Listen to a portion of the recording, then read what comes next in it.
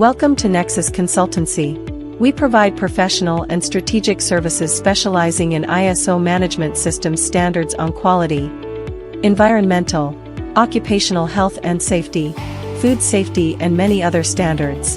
At Nexus Consultancy, consulting is more than just giving advice. To us, consulting is about building the connection with customers, solving their problems, implementing the change and at last, and helping them to grow.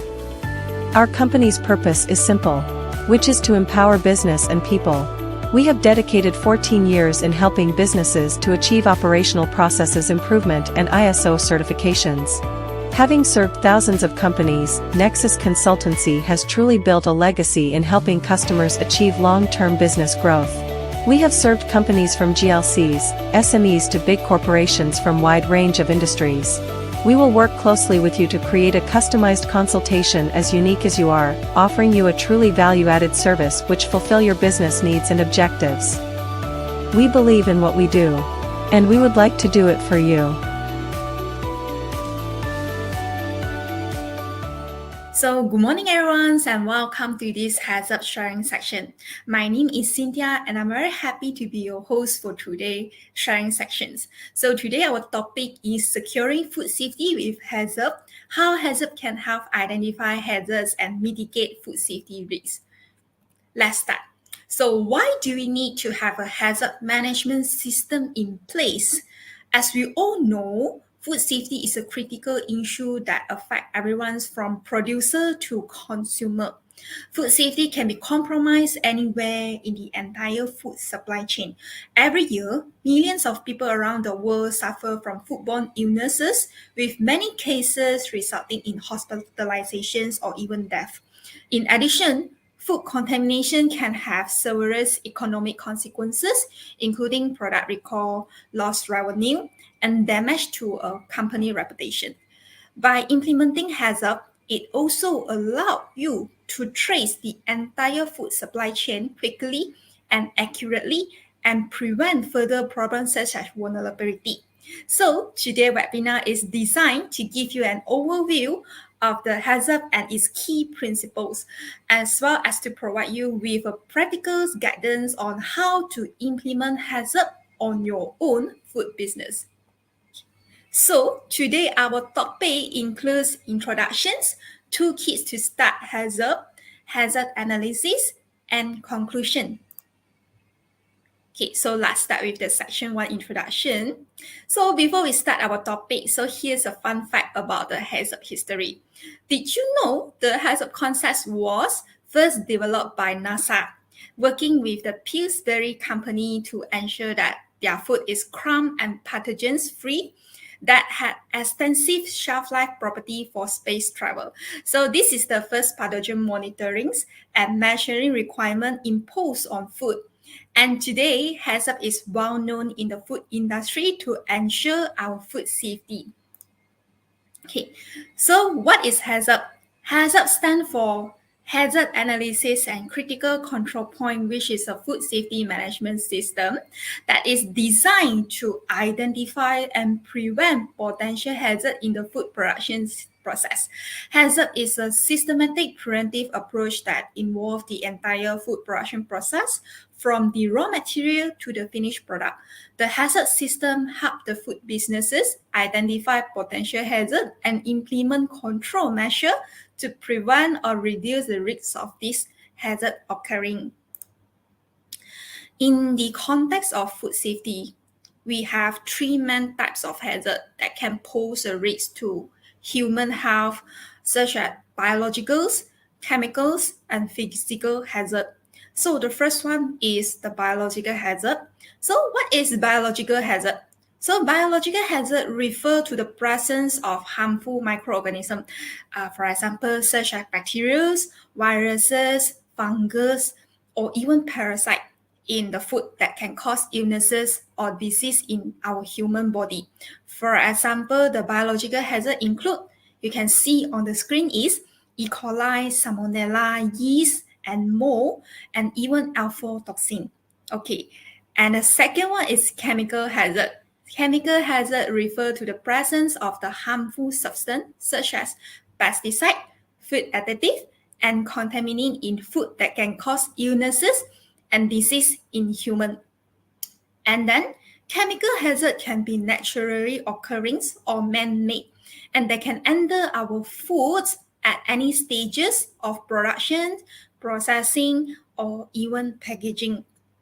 And the third one is our physical hazard. So physical hazard refer to the presence of foreign object in the food that can cause injury or harm to our consumer. So these hazards can include glasses, metal pieces, plastic, wood fragment, stones, or bones.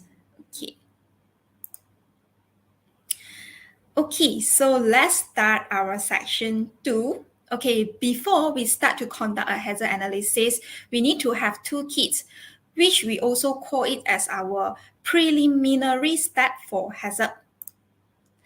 So let's have a look what are the two kits that we need. The hazard system is a team effort. And your hazard plan is only as strong as your team. Each team member should come from a different department to provide a well-rounded approach, like such as purchasing department, operation department, warehouse, etc. It should also include the staff from our operating floor that add practical insight into our process and help identify any oversight. Including these team members also add a sense of ownership to the hazard process, so which will make its implementation more likely to be a success. Okay, and the second one is we need to describe our food and its distribution. After you form a team, every team first task is to write down a product description. The description should be generous and include the food ingredient, processing methods, packaging, storage, distribution procedure. For example, like is it have to be in frozen form, refrigerated, or even ambient temperature, and etc. And the last thing is very important, is our labeling information. And the third is, okay, we have to describe the intended use and consumer of the food. We need to know who will buy the food and why. So these sections of your product description will provide a useful information for determining the critical limits later on. So many foods can be described as catering to the general public who buy the food to cook it at home. However, if you create a niche product such as dairy-based baby formula, then you need to identify them specifically. For example, to write down a description of baby formula, you might include that the formula is designed to mix with water. Okay, and number 4, we need to develop our flow diagram. So here, the hazard team use that the information that we created just now to develop process flow from the beginning, like receiving raw materials, storage, processing, packaging, until delivering processes. Okay, and the last step is with that we have to verify the flow process. Okay, and your team needs to give it more than once over. You should visit the site where the system takes place and walk through each step on the chart as you would during the production process. Your verification step ensure that the flow chart include all the practices and material in the process so that you can identify every single relevant control point in the following step. Okay. In the process changes across the shift or section, then your hazard team should visit during each version of the process at a minimum. Multiple visits will help to create more complete flow diagram. So remember, if your flow diagram is incorrect, then your hazard plan will be ineffective. So take your time to verify and get it right at the first time. Okay. And then for section 3, let's talk about hazard analysis. Okay. So in hazard, we have 7 principles. So let's quickly run through the 7 principles. So for principle 1 is hazard analysis and determine the control measure. For principle 2 is determine CCP. So later on, we will discuss what is the definition of CCP. And principle 3 is determine the critical limit for each CCP. Principle 4 is establish a monitoring system for each CCP. After that, principle 5 is establish corrective action for deviation that may occur. Principle 6 is establish verification procedure. Principle 7 is documentation and record keeping. Okay, let's have a look for this one. Okay, so just now we have all the toolkits that we have before we start to conduct our hazard analysis. So once we complete our process flow chart, your next step is to identify our food safety hazard. Okay, so still remember, there are 3 potential food safety hazards. So which is biological, chemicals, and physical. We need to evaluate how likely it happens and how serious is it when it occurs by using our decision tree and hazard analysis worksheet. So I need you to take a look at our flow chart over here. Okay, so the first thing is we have to analyze our raw material, packaging material, any processing WIP is work in progress, and process step. So there are 3 things that we need to identify. Just now we already mentioned is biological, chemicals, and physicals. Okay, and then we have to evaluate how serious it is, how likely it will happen. And then the second step is we have to select and categorize the control measure. So we can categorize it as our PRP or CCP. So what is the meaning of PRP? So PRP is actually our prerequisite program. CCP, okay, so here we go. Okay, CCP is a point of which you must eliminate, reduce, or prevent a hazard to an acceptable limit. Okay, so for a CCP, we need to set a critical limit. Okay, so what is critical limit? Critical limit represents the value that is acceptable for food safety. It has to be measurable. So remember, when you set the critical limit, we also have to validate it. So how are we going to validate it? Okay, we have to validate based on scientific proven. Okay, basically it's like you need to read some journals or do some trial experimented in your production line to validate your critical limit. So if the value that you are monitoring fall outside of the critical limit, you'll face a greater risk to consumer health. Therefore, each critical limit should be as strict as any legal limits that apply to your processes. Okay, so after we set already, we have to establish our CCP monitoring plan. Okay, monitoring is a planned sequence of measurements and observation that determine whether the CCP remain under control. So it's also an important part of record keeping and future verification. So most likely your monitoring procedure help identify the trend towards loss of control, which allows you to use the next step, which is our corrective action to avoid deviating from the critical limit.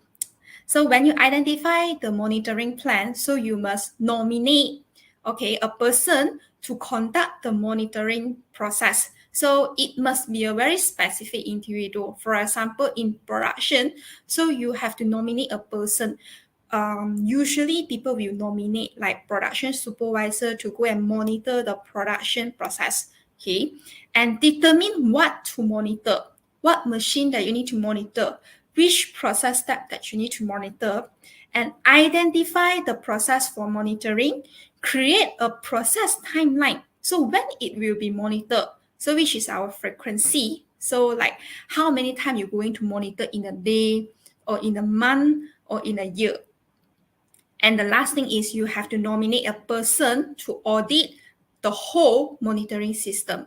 So just remember that after we establish all these things, we have to conduct the last monitoring section is within our team is internal audit. Okay, we have to do the monitoring to see whether our hazard management system is effective or not. So the last thing is we have to establish our corrective action. Okay, so corrective action is the action plan that help us to solve our problems if, let's say, there's any non-conformance occurs. So here come to our conclusion. Okay, in section 4, we will discuss our logic sequence for application of HACCP. So we will go step by step. So the first is we need commitment from the management to set the food safety policy, objective, and scope. And then we have to set up a HACCP team to describe our product description and identify intended use of our product, establish process flow diagram, and we have to verify the flow chart on site and develop HACCP plan. So once we have all these basic toolkits, we can conduct our HACCP analysis. So how are we going to conduct our HACCP analysis? The first step is we have to identify hazards and control measure, identify critical control point, determine critical limit, establish CCP monitoring program, establish corrective actions when CCP deviated from our critical limit, establish verification procedure, and last is establish documentations and record. And then after that, in the end of the day, we have to review our HACCP plan. Okay, so how we're going to review our HACCP plan is usually we will conduct internal audit. Okay, the minimum is we have to conduct internal audit yearly so that we can check the effectiveness of our HACCP management system. Okay, so shall we discuss about the myth and truth about HACCP? Okay, so the first thing is I have a questions for you all. Okay, so when you finish your HACCP analysis, you just need to identify one biological, one chemicals, and one physical hazard. Is it true or myth? No, you must identify all the potential hazard. Okay, so even though you say that your process that you may be very rare to have biological hazard, but it's also crucial for us to identify all the potential hazard. Okay, remember the three is the biologicals, chemicals, and physical hazard. Okay, so for second is it's fine to group all hazard together and group the hazard as a single entity. So this is true or not? So actually the answer is hazard should be very specific. Okay, so when you list down it, for example, like metal fragments and the source and explanation for the pressure should be described. It has to be very specific. Okay, number 3 is validations and verification are the same. Okay, so the answer is no, they are not the same. Validation is proving the control work. However, verification is proving somebody is checking the control. And the last one is HACCP is a QA job. So this is a myth usually. So QA may play important role in HACCP system, but it doesn't work if nobody else takes responsibility and accountability in the food safety. So food safety is everyone's responsibility in the whole food supply chain. So I would like to thank all of you joining us the sharing section today. I hope you find this sharing section information that's useful, and I wish you all the best in your effort to ensure food safety in your business. And we do have great news for all of you.